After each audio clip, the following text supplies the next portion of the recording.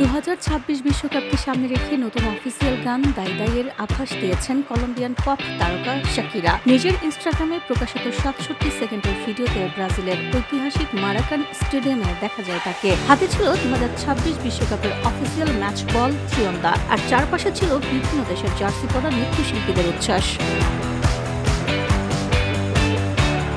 Nigerian শিল্পী বার্নাবার সঙ্গে যৌথভাবে তৈরি গানটি মুক্তি পাবে আগামী 14 মে। ভিডিওর শেষ বার্তায় ফিফা জানিয়েছে, আমরা প্রস্তুত। বিশ্বকাপের সঙ্গে শাকিরার সম্পর্ক নতুন নয়। 2010 সালের কিংবদন্তি ওয়াকা ওয়াকা থেকে শুরু করে 2006 ও 2014 বিশ্বকাপের ফাইনালেও মুগ্ধ করেছিলেন তিনি। এবারও ফুটবল ভক্তদের জন্য নতুন এক সঙ্গীত উন্মাদনা নিয়ে ফিরছেন বিশ্বজুড়ে জনপ্রিয় পাওয়া এই তারকা। VOD Bangla news desk.